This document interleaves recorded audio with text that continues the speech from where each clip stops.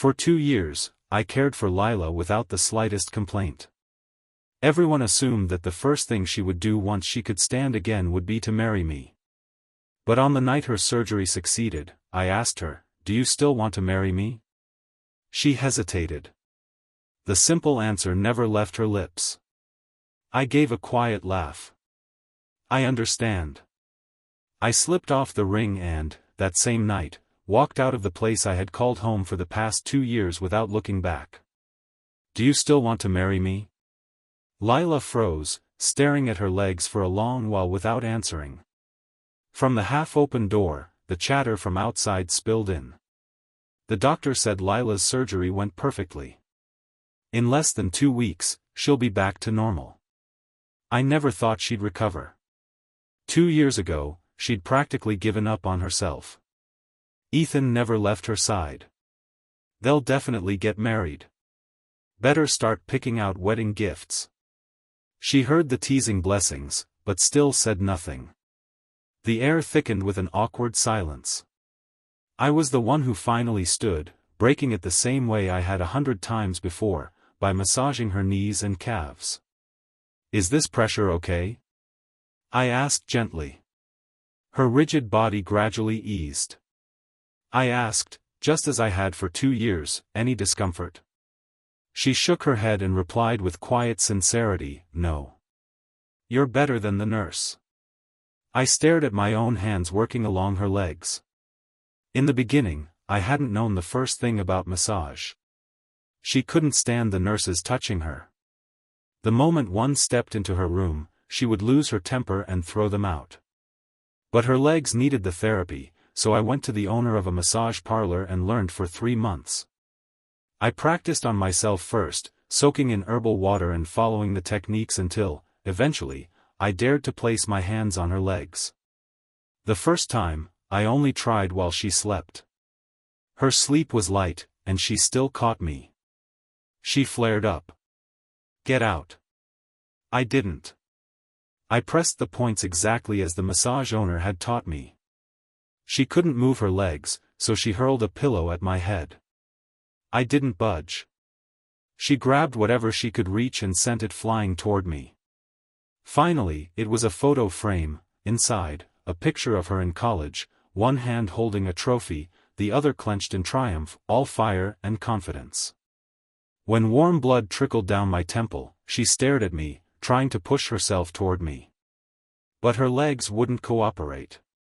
At last, she covered her face and broke into sobs. "Go," she choked out. "Go away. Don't stay here.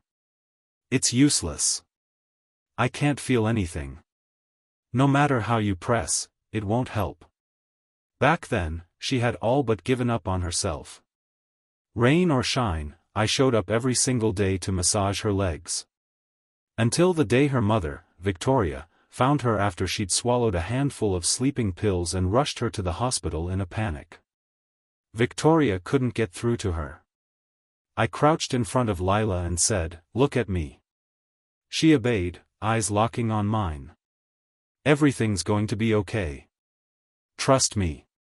Even I didn't know where that certainty came from. From that day on, I moved into her home. Victoria wept as she thanked me over and over. She hesitated, but I knew what she wanted to ask, so I answered for her, "If Lila doesn't ask me to leave, I'll stay by her side." The truth was, even if she told me to go, I wouldn't. When yet another massage failed to yield results, she lost her temper. "Get out. All of you, get out." She was in a wheelchair by then. The bedroom lay in ruins, shattered by her rage. The only good thing was that she no longer aimed anything at me. When she was done, I moved close and said it again, "Lila, trust me." I said those words for 2 years straight. Gradually, she regained some feeling in her legs. Then, slowly, she could manage simple movements. By the time she went in for surgery yesterday, the doctors themselves were astonished. The operation was a complete success. Barring complications, she would be able to stand again. When Victoria heard the news, she pressed a bank card into my hand. I stared at it in a daze. For the past 2 years, I hadn't done any of this for a piece of plastic. Her friends assumed we were inevitably headed for marriage. But the truth was, we'd never even confessed to each other, never mind defined what we were. Still, I had one promise from her: when my legs get better, we'll get married right away. She'd said that the first time she went in for treatment, after the doctor had gently expressed his regret. I wheeled her back home. The moment we stepped through the door, she broke down. For someone who'd been the golden girl, the sudden fall from grace would have been unbearable for anyone. I held her tightly. She bit down on my shoulder so hard, so deep, that even now I carry the mark. When she saw the blood, she snapped out of it, flustered. I'm sorry. After her apology, I did what I always did, massaged her calves. That was when she said it. No, before that, she had asked, Ethan, do you like me? I didn't dodge. I looked right at her and said, yes. She studied me for a long time before finally promising to marry me.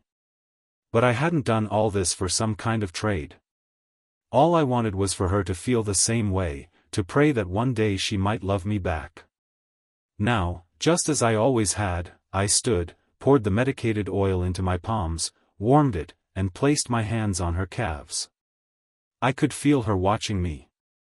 A long moment later, her voice came from above. My hands paused, but I kept working until I was done.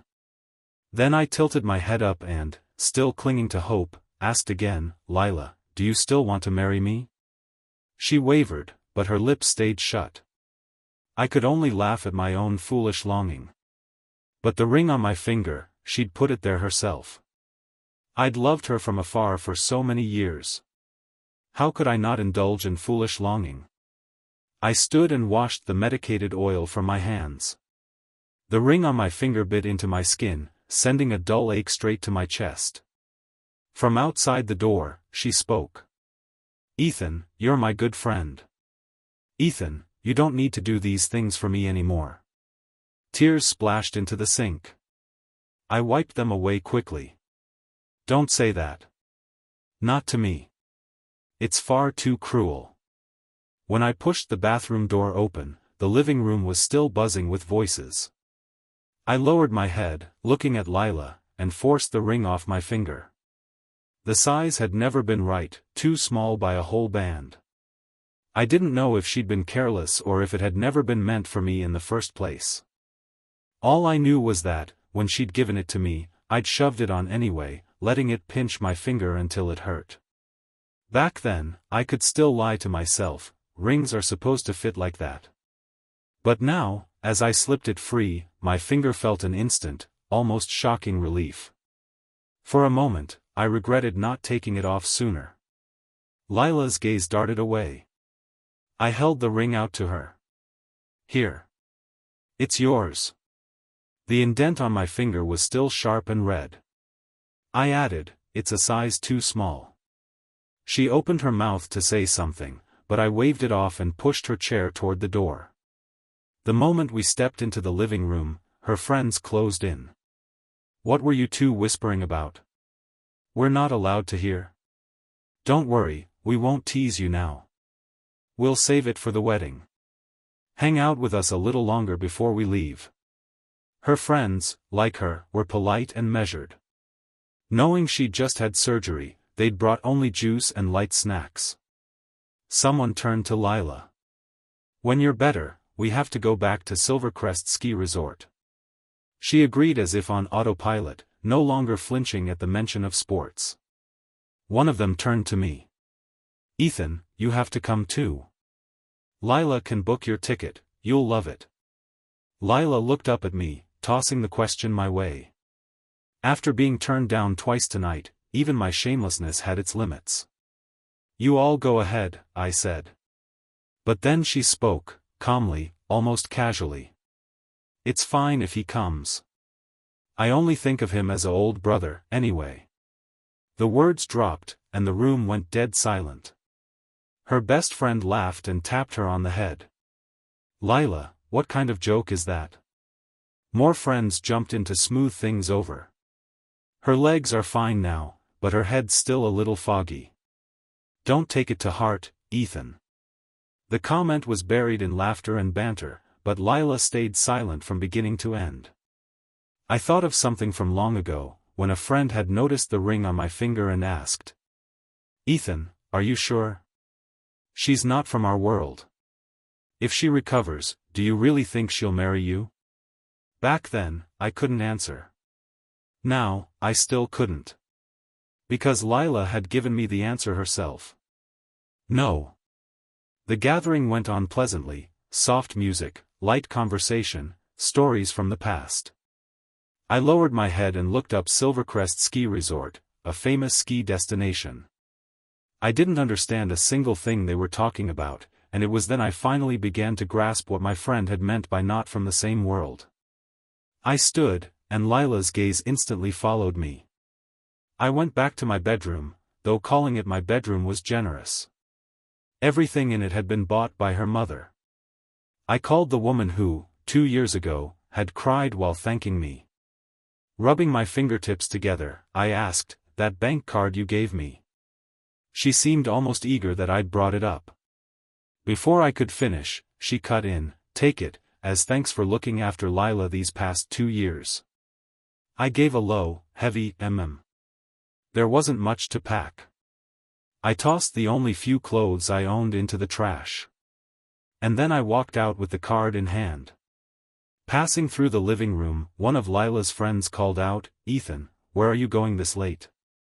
I didn't want to put Lila in an awkward spot, so I smiled, eyes narrowing. "Hungry. Gonna grab something to eat." They teased about having a place deliver instead, but I shook my head. No need. Lila seemed to realize something. She lifted her eyes, watching me without blinking. I waved toward the people inside. "I'm off." At 1 in the morning, I walked away from the place I had lived for 2 years, with nothing but a bank card in my pocket. I suppose that meant I hadn't left empty-handed. I found myself a place to stay. No more having to keep watch over Lila every hour, no more bracing for the possibility that she might have a breakdown in the middle of the night. My body loosened all at once, the tension dropping away so suddenly I didn't know how to adjust. And yet, I couldn't sleep. Instead, I stood on the balcony with a glass of water in my hands, staring at the few lonely stars scattered across the sky. In the stillness, I began to hear my own thoughts. I expected to feel sad, to feel hurt, but I didn't. I only touched the red mark the ring had left around my finger and wondered how long it would take to fade. That night, all I really noticed was how cool the wind felt, and how bright the stars looked. Lila called in the early hours of the next morning. I answered, but there was no sound from her side. Eventually, I broke the silence. "What is it?" After a pause, she said, cautiously, "Ethan. I want bacon and eggs for breakfast." After the accident, when she lost the use of her legs, she'd refused to eat anything. I'd tried dish after dish, and she'd kept her mouth shut, refusing even a bite. In the end, my tears hit the floor before I could stop them. I pleaded, "Just one bite. You can't go without eating." Maybe it was the sound of my crying that wore her down. She finally frowned and bit into a forkful of bacon and egg. She hated the way they made it at restaurants, which was why I'd learned to cook it myself. But after everything that happened yesterday, her silence still sharp in my memory, I only said, evenly, "Lila, I'm gone." She was quiet for a long time. I didn't know what else to say, so I hung up. The bank card in my pocket held $50 million. The number stunned me. I counted the zeros again and again, still unable to believe it. I tucked it away carefully, and finally understood what my friend had meant. You two aren't from the same world. It was true. My parents were just ordinary people. They'd known I was caring for my paralyzed girlfriend and had even come to see me. Lila's mother had greeted them warmly, but they'd been out of their depth. When we got home, they said to me, "Ethan, this might be tough. But they didn't try to stop me. My father had only waved a hand and said, "It's fine, give it a shot. If it doesn't work out, just come home." It's only now, 2 years later, that I see Lila's mother's gesture for what it was. Those lavish dishes she served that night, dishes I'd never even seen before, were meant to send a message. Not to me, but to my parents from the countryside. We weren't from the same world. I used that card to buy a new apartment, without putting so much as a dent in the balance.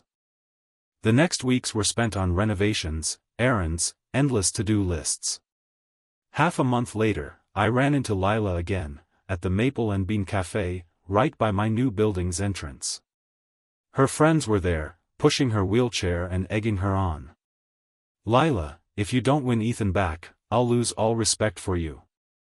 Go apologize to him, he was so gentle and patient with you." Lila hadn't set foot outside in 2 years. Her skin was so pale that when the sunlight hit her face, it almost glared white. Hearing her friends half-teasing, half-insistent nudging, she curled her lips in a perfunctory smile. If Ethan were standing in front of me right now, then maybe we could talk. Unfortunately, I happened to be sitting at the table right behind them. I instinctively shifted to the side, but a second later, someone from Maple and Bean Cafe spotted me and called out brightly, "Ethan." She hurried over to share, "They've got your favorite cake today." Lila's table went still, their gazes following my friend until they found me. She set the cake down in front of me, then caught sight of my sudden change in expression.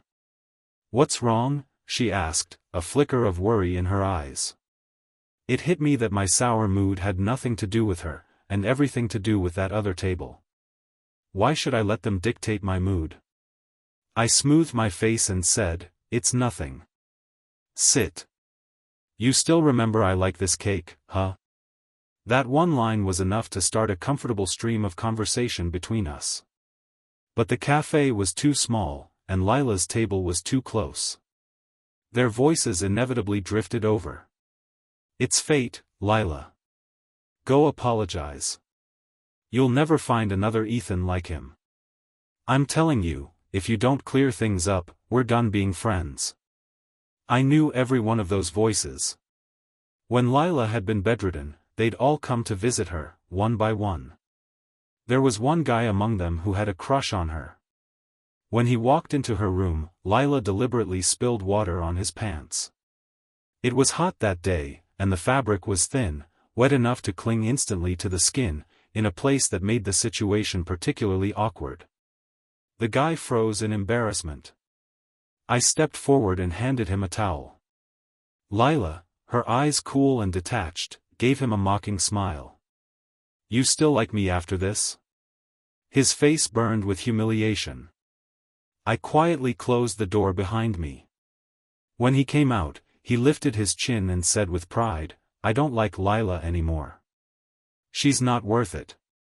Then he walked off in his damp pants, only to come back halfway. He glanced at me wiping the water from the living room floor, hesitated, and muttered, "But you're a good guy." "Thanks. And, you shouldn't like Lila either. She's not good enough for you." With that, he hurried away. Later, we became friends, exchanging gifts on holidays, keeping in touch. The truth was, the people around Lila weren't bad. I was lost in that thought when my friend's voice blurred into the background, and I suddenly realized Lila was standing right beside me. She said my name. "Ethan." I instinctively looked up. Her brows were knit, and when she saw me, it seemed like the words she'd meant to say got stuck in her throat. Her friends egged her on from behind. "Lila, apologize. Win Ethan back." Her frown deepened. But I didn't need her apology. Relationships are a matter of mutual choice, after all. Besides, I'd already taken the bank card. I still hadn't finished counting all the zeros. A man can't be shameless and greedy. She stood there, frozen, caught between hesitation and something unspoken. I broke the stalemate. "No need," I said. "I don't need an apology." She let out a quiet breath of relief. But halfway through turning away, she glanced back at me. "When are you coming home?"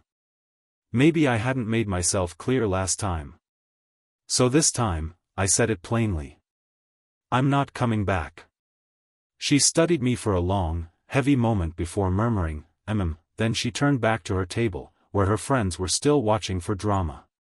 "Well?" one of them asked. "Did you get him back?" "So, when's the wedding?" another teased. "Not getting married," Lila said flatly, a faint edge of impatience in her tone. The table went quiet. She raised her voice. "Why would you think I'd marry him? Just because I'm grateful, I have to marry him? I told you, he's like a brother to me. Third time now. There's only so much a man can stomach." So I stood up, faced her friends, and said, "You've got it wrong about the marriage. I was paid to take care of Lila, that's all." Lila tilted her head back, meeting my eyes with a long, steady look. I met hers without flinching. "You don't need to think of me as a brother," I told her. "A stranger will do." Lila fell in love, loudly, unapologetically. She posted their photos on Instagram, took the guy around to meet her friends. There was no way I wouldn't find out. We ran into each other at a party. Too many mutual friends, no one expected us to cross paths. Lila walked in with her boyfriend, Ben, and the friend beside me squeezed my hand, hard. She'd seen what I'd done for Lila during those 2 years. I gave her a reassuring smile, then looked at Ben. Nothing special. 2 eyes, 1 mouth. Lila spotted me too and chose a corner by the door to sit in. When she did, she ordered a fruit plate. When it arrived, she slid it in front of Ben. He smiled, eyes crinkling, and leaned close to murmur something to her. He was almost giddy sharing whatever it was, but she didn't even bother to lower her head. Her gaze stayed lazily on the fruit plate, listening without real attention. If this was how she looked in love, it was dull. I wasn't rattled. My friend, however, was. She drank too much and started insisting she'd set me up with someone. I told her patiently she was drunk. As I helped her toward the door, Ben and I locked eyes. "Hi," he said. "I know who you are." I paused. "Thanks for taking care of Lila," he added. I nodded and started to guide my friend away, but he stepped forward, eager to prove his devotion. "But if I'd been with Lila back then," he said, "I could have done it too." All those mood swings that could explode at any moment. The water glasses hurled without warning. The nights of light, fractured sleep. He could have done it too. I gave a quiet, amused laugh. Words are easy. But there is no what if. Then again, maybe there could be. If Lila's legs ever failed her again, he could find out for himself. Lila's face had already tightened. A friend of ours stepped in to defuse the tension. I joined in, joking lightly, "If it ever comes to that, better to just hire a nurse." That one line still made Lila angry. Clack. A glass slammed down hard on the table. I turned my head. She was frowning, voice edged with irritation. "It's over. Why bring it up? It's pointless." But if it was truly over, why shouldn't it be mentioned? The truth was, she didn't want it mentioned, because to her, it was humiliating. The next day, when my friend sobered up and heard about what had happened, she couldn't stop cursing. What the hell was that supposed to mean, showing off right in your face? If she wanted to show off, she could. I just thought about all those zeros on my bank card balance and, surprisingly, didn't feel angry. That was when I realized just how powerful money could be. But my friend thought I was only pretending to be fine. She brought it up again. "Lila's already dating. Want me to find you a girlfriend? With your qualities, it'd be the easiest thing in the world." These days, most people rushed into relationships, but I wanted to slow down, to meet someone, take my time, and grow into love. I politely declined. No need. My refusal only made her more convinced that Lila had broken my heart and that I was still waiting for her. She muttered insults about Lila, and I laughed along, adding a few of my own. Life moved on. I learned how to bake, how to write. There were people who showed interest in me, but whenever I suggested we take our time and get to know each other, they backed away like it was a threat. Within 2 weeks, I'd see their posts announcing new boyfriends. I truly wasn't in a hurry. When I'd cared for Lila, I'd given her all my attention. Now, I wanted to focus on myself. I wanted to clear space in my heart before letting someone else in. And when I did, I knew it would have to be someone as genuine as I was. Lila broke up again, but within a week, she had a new boyfriend. Once more, she splashed their photos across Instagram.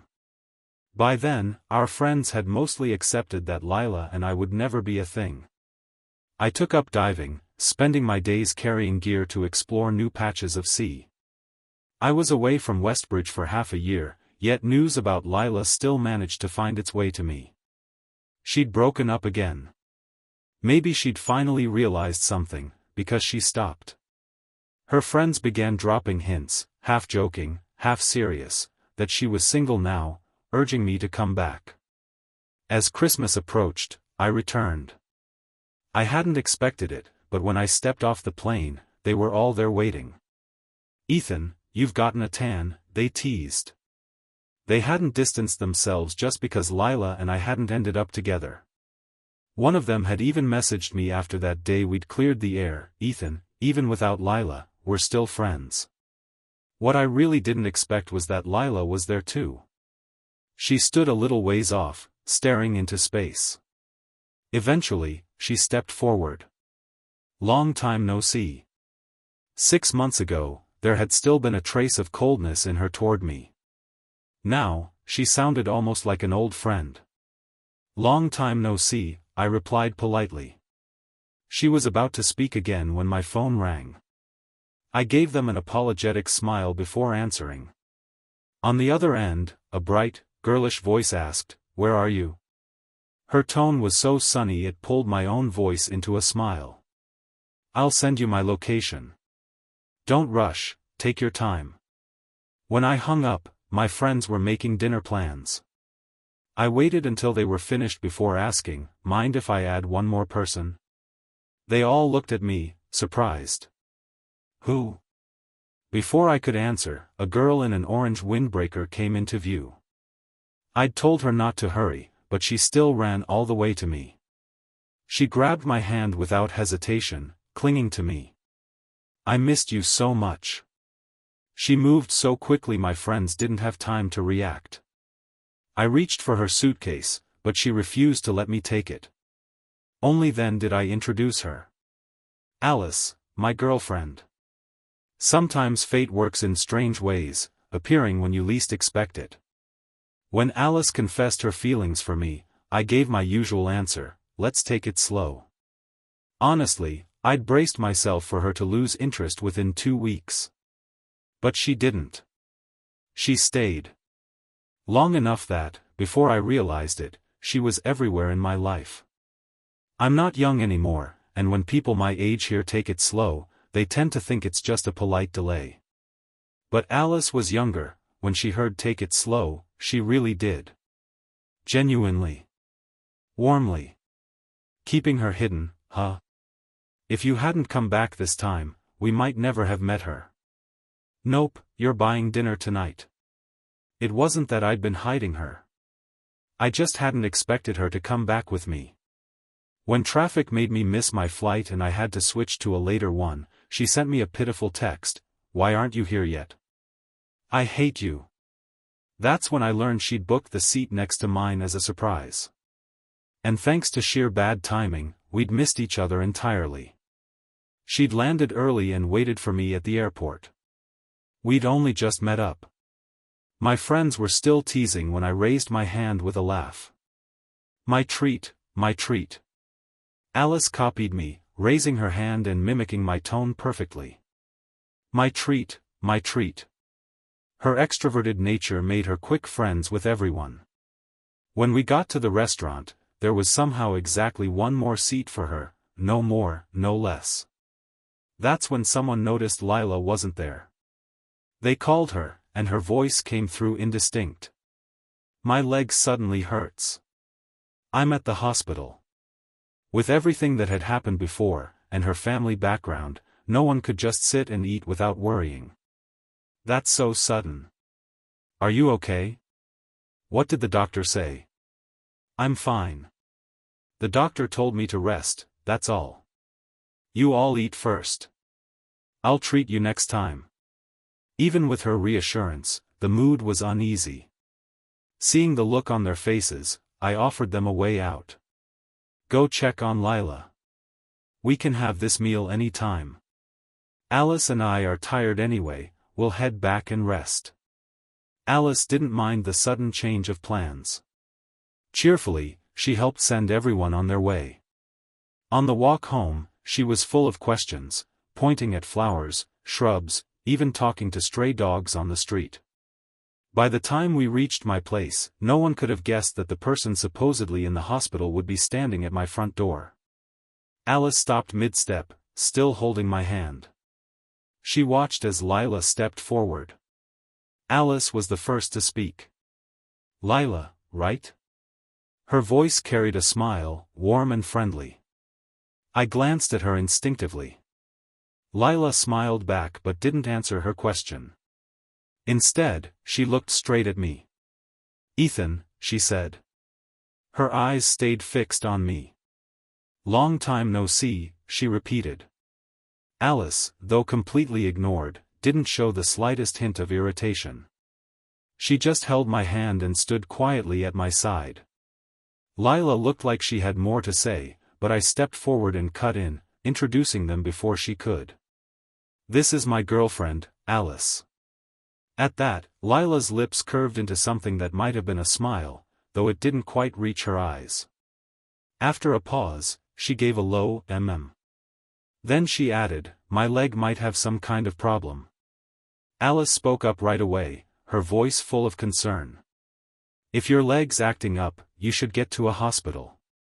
She tilted her head, patient but serious. Want me to call you an ambulance? She pulled out her phone and explained matter-of-factly, Ethan's not a doctor, after all. Lila ignored her and called my name again. Ethan. Alice ignored her in return, turning to me instead. Why isn't she answering me? How would I know why Lila was ignoring her? Lila repeated my name, Ethan, and Alice leaned in closer, eyes locked on mine. Why? I nudged her forehead away. I don't know. She just leaned right back in. I could never quite fend her off, so without thinking, I pulled out my keys and started unlocking the door, only to realize, with the key already in the lock, that Lila was still standing there. Alice didn't even try to be subtle. You forgot Lila's still at the door. For a moment, Lila's composure faltered. When my gaze landed on her, she finally spoke. Can we talk? Alice shook my hand. What do you need to talk to her about? That's when it clicked, her uncharacteristic attitude from the very beginning. I answered in step with her. I don't have anything to talk to her about. With that, I shut the door. The moment we were inside, Alice wrapped her arms around me. I'm mad at you. I ruffled her hair. Don't be mad. From the start of our relationship, I'd told her everything, no secrets, no omissions. She knew my history with Lila. What was there to worry about? I hate you for being such an idiot. I didn't know how to respond, but before I could, she was smiling again. Being an idiot is fine. Her voice turned soft and muffled. You can't even tell when someone's trying to get your attention. But that night, the phone rang again. Ethan, Lila's voice came through, do you know your girlfriend has a 4-year first love? Lila really had been admitted to the hospital. No one knew exactly what was wrong, but the ex-boyfriends who'd once boasted about taking care of her were now showing up one after another. My friends even started betting on how long each one would last. The answer? 2 days. Most didn't even make it past a few hours before leaving. My friends said she deserved it, warning me over and over not to go soft. I had no intention of softening.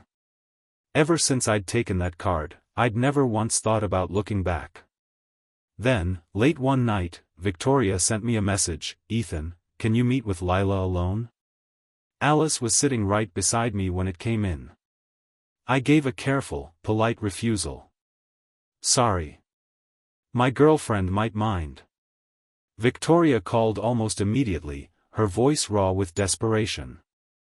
"I'm begging you. Whatever amount you want, I'll give it to you. Lila, she can't go without eating. I'm begging you, just get her to eat something. Why does this kind of thing have to happen to Lila?" Her words tumbled out, scattered and frantic, her voice fraying at the edges. From those few fragments, I could tell this wasn't some minor issue. Then her voice broke completely. "Why us? Why does this have to happen to us? Please help me, she has to eat." Alice stayed quiet beside me, not wanting to make it harder for me. Finally, she spoke gently, almost magnanimous. "It's just one meeting. I wouldn't mind. But it would matter. Because the moment I agreed to this one meeting, they'd use it as leverage for another, and another, until it never ended. So I held my ground, even to a woman on the verge of collapse. "Sorry," I said. "I don't owe you anything. I have my own life to live, and so does Lila." The next day, I heard from a friend what Victoria hadn't said: Lila's leg had relapsed. The doctors had warned it was a small possibility, and somehow, it had happened to her. After she'd learned to walk again, her muscles had wasted away. Now there was a real chance she'd go back to the life she'd fought so hard to leave behind. Back when I'd cared for her, she'd already struggled to endure it. And now, after tasting what it felt like to stand on her own again, she was being told she might end up paralyzed. I didn't reply to the news. But soon after, Lila called me. I thought she was going to ask about massage techniques or medicated oil. She didn't. "Ethan," she said, "do you believe you and your girlfriend will last?" I stayed silent. "Want to make a bet?" she asked. She kept going before I could speak. "Let's bet on your girlfriend's loyalty." I didn't even know how you could bet on something like loyalty. What I did know was that the second you wanted to test someone, your trust was already crumbling. "I'm not playing that kind of childish game," I said. She didn't care about my refusal. "Just wait and see," she said. "People are all the same." I pushed it aside as nothing more than a petty interlude. The days that followed were packed, holiday season chaos. Alice wanted to explore the city with me and had asked me out several times, but I was buried in work. Her disappointment was plain at first, head down, lips pressed. But once she realized I really was busy, she started wandering the city on her own. She'd never lacked for friends, so I didn't worry she'd be lonely. Sure enough, within 2 days she had plans, heading out with a spring in her step. Some mornings she left before I did, sometimes I'd bump into her on my way out, and sometimes I'd wake to find only a note waiting in the kitchen. It wasn't until those notes started appearing more often that unease began to creep in, slowly, then all at once. What was she doing? Who was she meeting? I thought back to the time I'd been away on a week-long trip and she'd pestered me, "What are you doing?" For the first time, I understood what she must have felt. I wanted to talk to her, to really talk. But before I could make the time, Lila struck again, this time from a new number. She sent me a photo, Alice at Maple and Bean Cafe, smiling brightly at some guy. That morning, Alice had told me she was meeting a friend. Lila's message followed. "See? All the same." I didn't know what her goal was in sending me this. But the photos kept coming, one after another. Her next text read, "Guess, will she come home tonight?" That was enough. I deleted her and blocked the number. I sat at home, hesitating before finally asking Alice what she was doing. Her reply came almost instantly, having dinner with a friend. I didn't ask the real question pressing at my chest. Instead, I typed, "When will you be back?" "Around 11, she said. So I decided I'd wait until 11. Minute by minute, the clock crept forward. I sat on the couch, restless, staring at the time. 11 came. Alice didn't. Not even a single message. That's when Lila, from yet another new number, called me. "Well," she said. "Didn't I tell you? People are all the same." I still didn't understand what her endgame was. So what if Alice really did betray me? I said. If she did, I'd break up with her and move on to the next person I like. Simple as that. I've never been the kind to lose the courage to try again just because I've been hurt. When that guy who'd once liked Lila told me she wasn't worthy of me, my instinct had been disbelief. She had so many good qualities, so much kindness, how could she not be worthy?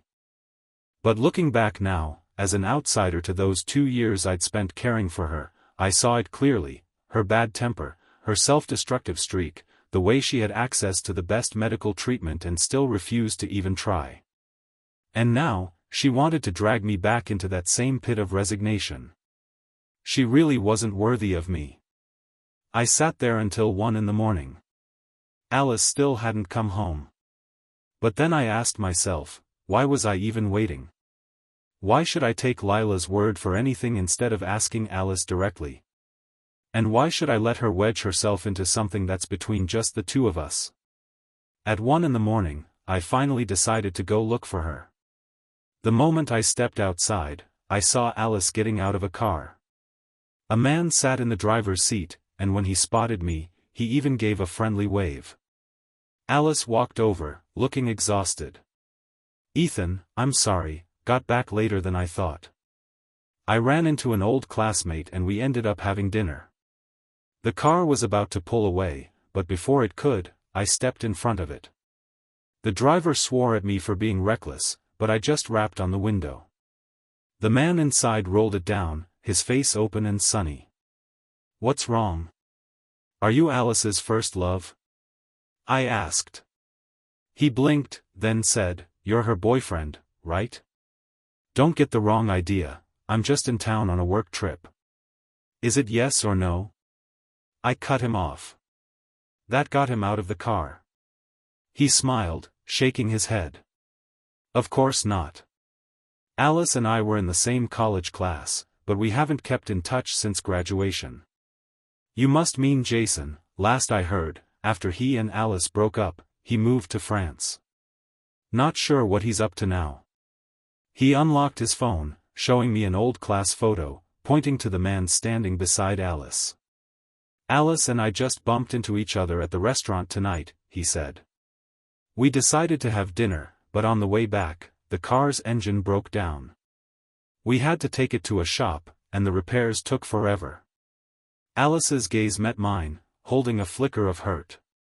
"Ethan, whatever I had with him ended 4 years ago. He cheated on me, that's why I left. I haven't spoken to him since. I didn't mean to hide it from you, but it was a rough time for me, and I didn't want to revisit it. I'm sorry I didn't contact you tonight. My phone died when we took the car to the shop, and I forgot to charge it once I got busy." Little by little, the tightness in my chest eased.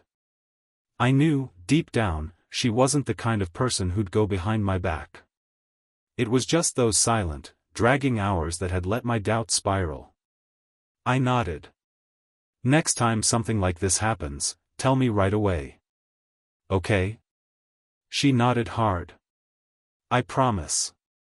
The misunderstanding cleared, and life between us settled back into its rhythm. Victoria still called from time to time, asking me to visit Lila. I never agreed. Instead, I sent her all the recipes and treatment notes, then booked a ticket to Los Angeles. This time, I didn't miss my flight. When I settled into my seat, Alice leaned against me, smiling with her eyes curved like crescents. We didn't miss it this time. The enormous sum in that bank account remained untouched, quietly resting there, enough for a lifetime. We didn't rush to make flashy investments or spend it recklessly. Instead, we moved into a small house with a garden, took the occasional trip, and spent most of our time cooking together and watching movies at home. I know there will be disagreements, moments of frustration. But as long as we can sit down and talk things through, we can keep walking forward together. With that trust between us, and enough wealth to live without worry, we can take the rest of our lives step by step, slowly, and still make it a long, long way.